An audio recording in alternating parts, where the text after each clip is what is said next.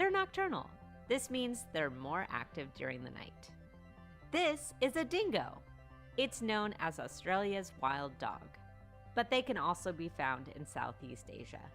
Dingoes are usually reddish or golden in color and reach 15 kilos on average, or about 35 pounds. Not all dingoes are pure dingo. They can and do breed with domestic dogs to form hybrids. You can recognize a dingo by its large head with pointy ears, narrow chest and shoulders, and its big bushy tail that helps it stay balanced. They typically live in family packs, but sometimes the young males go off on their own. Dingoes are hunters and mainly eat small animals like rabbits, rodents, and lizards, but they also eat plants. We call this kind of animal an omnivore. Omni means all, and vor means eating, like when you have a voracious appetite. Put those together and you get eating everything. Do you recognize this popular Australian native animal? That's right, it's a kangaroo. Like the koala, kangaroos are marsupials. Like other marsupials, baby kangaroos, called joeys, develop in a pouch. They are about the size of a grape when born, and they travel up to the pouch on their own without any assistance from their mom. When the kangaroo is large enough, it can leave the pouch and join the other members of the family in eating grasses. Like cows, kangaroos regurgitate their food and re-chew it as part of their digestion. Kangaroos are the tallest marsupial, standing over 2 meters tall. They live in groups. When they sense danger, they alert the others by beating on the ground with their huge feet. They also can use their giant, strong feet to kick any opponents. But kangaroos are mostly known for how well they can hop away. They use their powerful back legs to jump about 9 meters in one leap. In this way, they can travel around 50 kilometers per hour. It helps that they have such long, strong tails that keep them balanced when jumping. Look at them go! This strange Australian animal is the Tasmanian devil. These are the largest carnivorous marsupials in the world, reaching about 3/4 of a meter long and weighing about 11 kilograms. By now, you know that marsupial means they have little pouches where their baby joeys finish growing up. They're called Tasmanian devils because they live in Tasmania, a large island just south of the Australian mainland. They're not really devils, but they do get pretty grumpy. Tasmanian devils have sharp teeth and have one of the most powerful bites of any mammal on Earth. They often eat the carcasses of dead animals. Yuck! And they eat everything, even the hair and bones. Double yuck! Tasmanian devils are nocturnal. They sleep all day in a burrow or cave and come out at night to eat. They make a dramatic display if they are threatened. They howl, bare their teeth, and spin around in circles. Behold! Another Australian marsupial, the wombat. They are about 1 meter long with a pudgy appearance. They have squat little legs and a very short tail. They spend much of their time in burrows underground, digging with their teeth and claws. Like rats and other rodents, their long front teeth keep growing. They must constantly chew on tough plants to keep their teeth ground down to a normal size. And like other marsupials, wombats have pouches where they raise their young.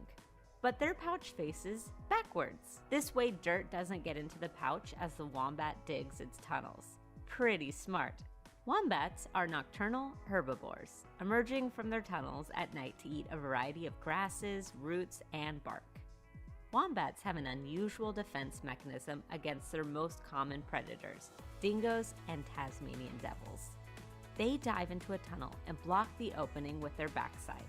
Their rear ends have a tough cartilage that makes it hard to bite. Then the wombat can reach back and kick with its powerful rear legs, driving the predator away. Monster Math presents Addition Below 10.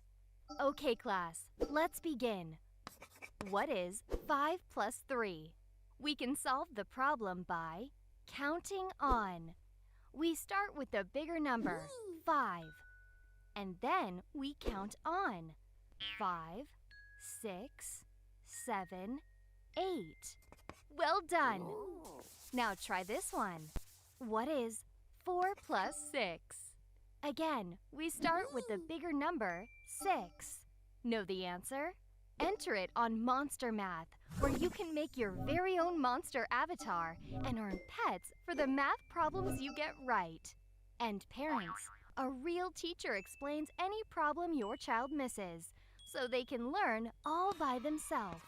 If you enjoyed watching this quick lesson, click Play Now to try out some more math problems. Or let's do some more problems together here. Try this one. What is 2 plus 7? Click Play Now to check your answer. Again, we start with the bigger number, 7. 7, 8, 9. Let's try another. What is 4 plus 4? Be sure to click Play Now to check your answer. Both numbers are 4, so start there. Then count on. 4, 5, 6, 7, 8. And one more. What is 6 plus 3? Hurry! This is your last chance. Click Play Now to check your answer. Again, we start with a bigger number. 6. 6, 7, 8, 9. Thank you so much for counting with us. Your child can do more math and have more Munchkin fun at AdaptedMind.com.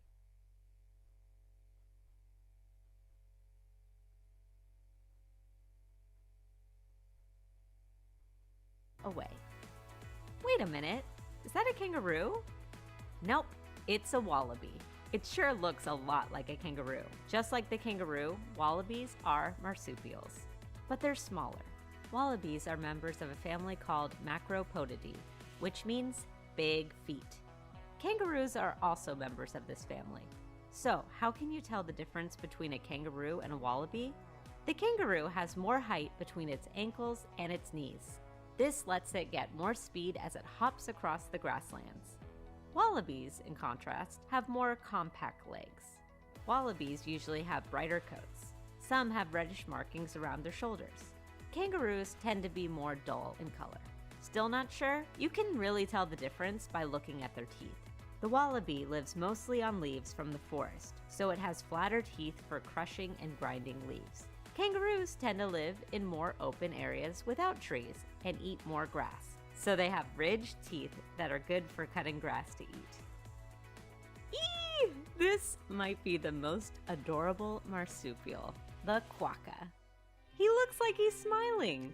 The quokka is also a member of the macropod family. They can hop using their big feet, but they are much smaller than their relatives, the kangaroo and wallaby. They're about the size of a house cat. Ah. Like kangaroos and wallabies, quokkas raise their joeys in a pouch. After about 8 months, the new quokka can live on its own. Quokkas are vegetarian and eat a wide variety of plants, including grasses and leaves from shrubs and trees. Quokkas are very good at burrowing, digging tunnels where they nap, and can hide from predators. They can also climb trees. Most quokkas are found on Rottnest Island, off the west coast of mainland Australia. They're so photogenic, but don't be fooled by their cute pictures. Quokkas can and do bite. We'll just think they're super cute from a distance. This is the duck-billed platypus. The platypus has a bill and webbed feet. That might make you think of a duck, but the platypus is not a bird. It's a mammal. What? We've been talking a lot about marsupials, but the platypus is a different kind of mammal called a monotreme. These are mammals that can lay eggs. This is very rare. In fact, there are only 2 known kinds of animals that can do this. Do you know the other? We'll talk about it in a moment. It's another Australian native. But for now, let's focus on the weird and wonderful platypus. The platypus lays 1 or 2 eggs at a time. She stays with the eggs, keeping them warm. They hatch in about 10 days. The babies are tiny, like a little bean. So many of these Australian animals sure are tiny when they're born. They stay nursing with the mother for about 3 to 4 months until they can swim on their own.